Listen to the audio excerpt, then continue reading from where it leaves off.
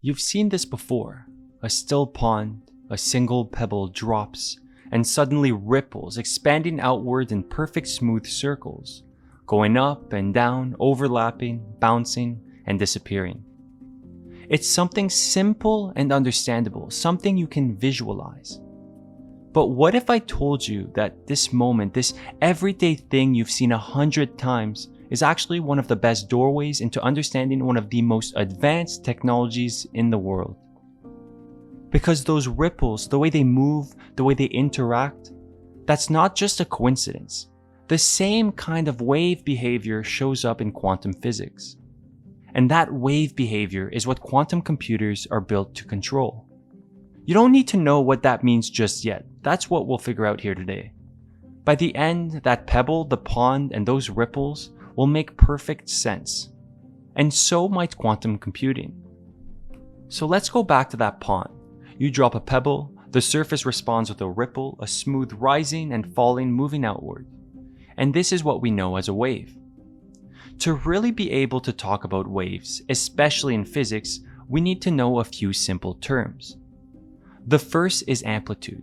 This is just the wave's height, how tall each ripple is, how deep each dip goes. A tiny pebble will make small waves and a heavy rock will make big ones.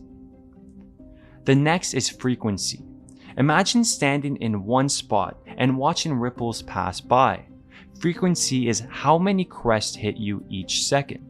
Slow waves are calm and spaced out, and then the fast waves are choppy and tight.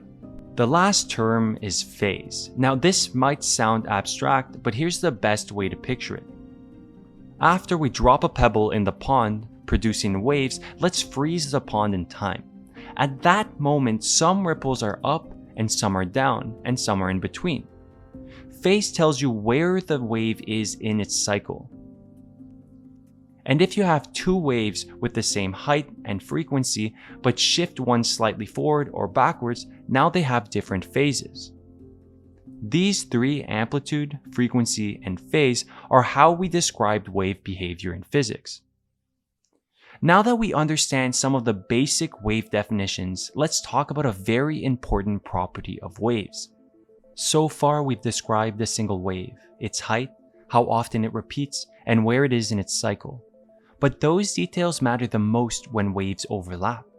Because when two ripples share the same water, they don't ignore each other, they combine. And that combination creates the signature of wave-like behavior. Here is a simple rule of nature. If you see interference, you're looking at something behaving like a wave. Interference happens when waves overlap, and instead of just adding, they combine in a very specific way. If two crests line up, the wave gets bigger.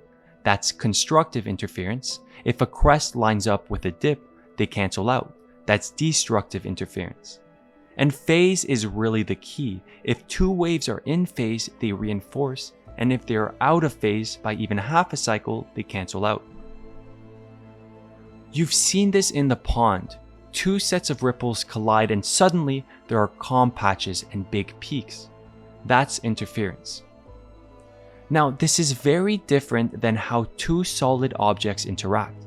If two billiard balls collide, they will bounce off each other.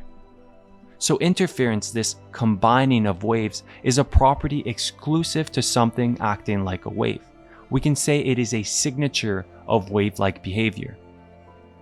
And for a long time, interference was one of the main reasons scientists believed light was a wave too, because light can spread out, bend around edges, and create this signature interference pattern, just like the water waves. So for a while, that seemed like the full story, until scientists asked a very different questions. Not where does light go, but how does light deliver energy? Now imagine a piece of metal. Inside that metal are electrons, these tiny charged particles. Some of them aren't locked tightly in place, they're loose and able to move around. To escape the metal, an electron needs a minimum amount of energy, like an exit fee, and different metals have different exit fees. So the wave-only idea of light predicted this. If light is a smooth wave of energy, then shining light on metal should send energy into electrons gradually, like pushing someone on a swing. Each wave adds a little more energy, and eventually, if you push long and hard enough, the electron should break free from the metal. The brighter the light, the stronger the push, right? That was the assumption.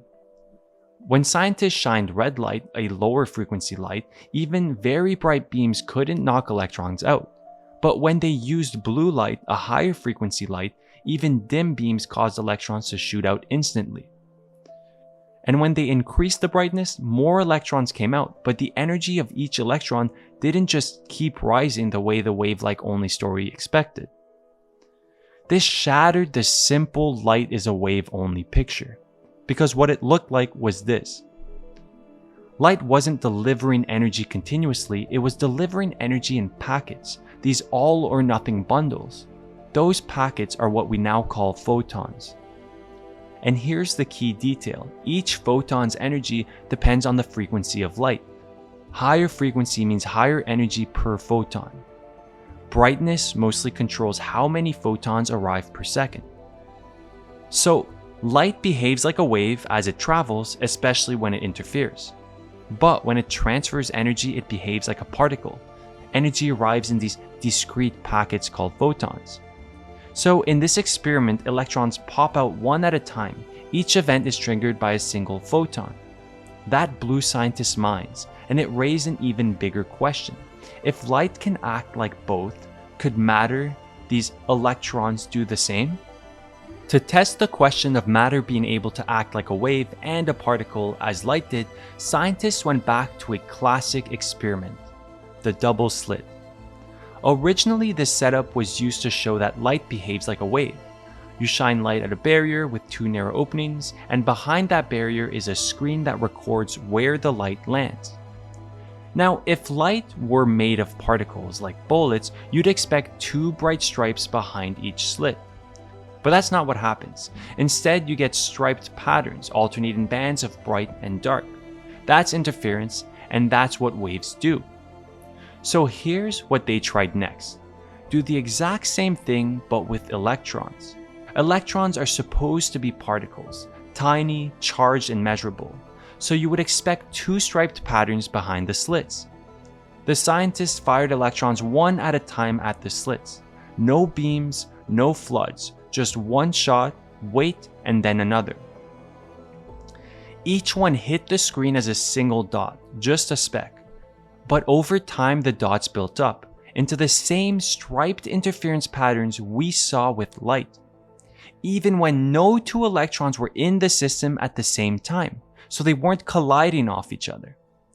That means each electron somehow was producing a pattern that only makes sense if, between emission and detection, its behavior is described by something wave-like.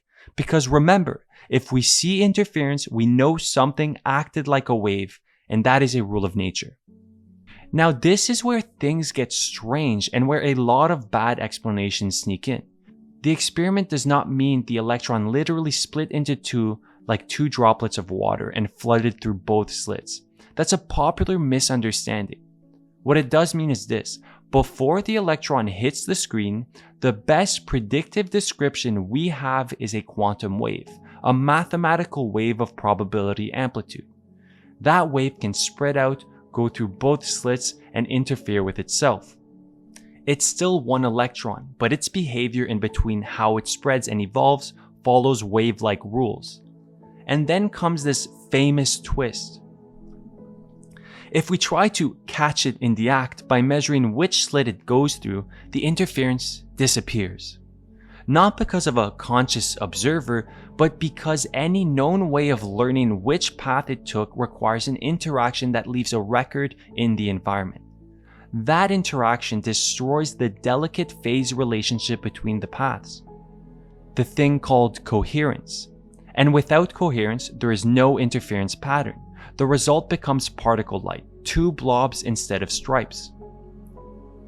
What a particle acting like a wave means philosophically is hotly debated and still not settled, but the experimental fact is not debated.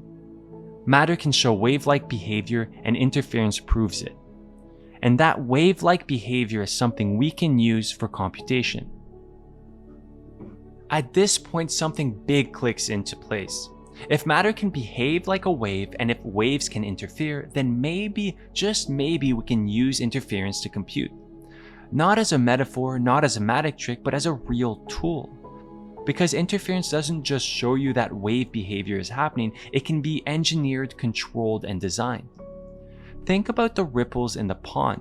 If you knew exactly how to drop a pebble so that the ripples cancel out in some spots and reinforce in other, you could create a pattern on purpose. Now imagine doing that with a quantum system where the waves aren't water, but these probability amplitude waves with phase. What if you could shape those phases so that the paths leading to the wrong answer tend to cancel and the paths leading to the right answers tend to reinforce? That's the foundation of quantum computing. Now, one important detail so this doesn't become misleading, quantum computers don't usually make answers vanish completely. Measurement still gives you one outcome, and many quantum algorithms are probabilistic.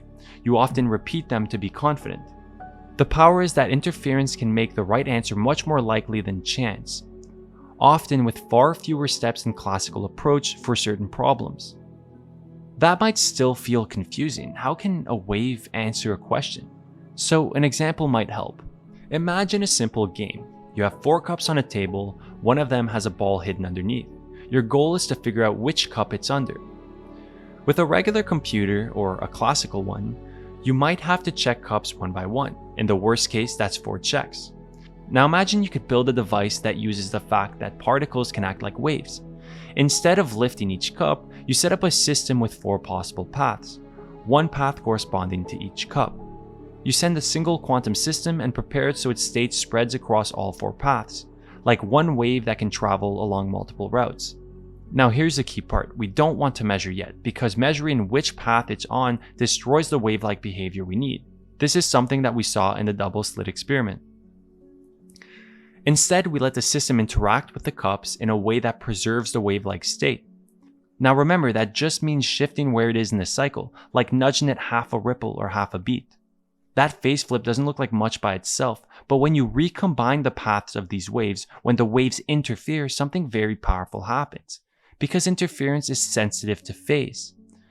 With the right setup, amplitudes for the wrong cups tend to cancel, and the amplitude for the right cup tends to reinforce.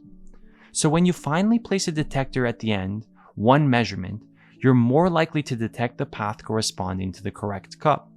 And that's the core idea in miniature. It doesn't try everything like 4 separate classical attempts. It uses interference to steer probability, making wrong paths cancel and the right paths stand out. This is what quantum computing does at a very basic level. Just wave behavior, phase and interference applied to the probability amplitudes. So in that last example, the cups game, you might be wondering, where was the qubit? This mystical thing people talk about. It wasn't a new kind of particle, it wasn't a tiny cube holding infinite information. A qubit is simply a quantum system with 2 outcomes that we can reliably control. Depending on the hardware, those 2 outcomes might be 2 energy levels of an atom, 2 directions of a spin, 2 current states in a superconducting circuit, or in a path picture, 2 routes we label 0 and 1. So the qubit isn't the wave itself, the qubit is the physical system. And the wave we've been talking about is its quantum state, a pair of probability amplitudes, one for 0 and one for 1, each with both a size and a phase. In classical computing, information is stored in bits, 0 or 1, a switch is on or off. But a qubit works differently. Between preparation and measurement, it can be in a superposition state. Not both at once, like it's hiding 2 classical answers, but a single coherent state described by 2 amplitudes that can interfere. And that's the key, phase really matters.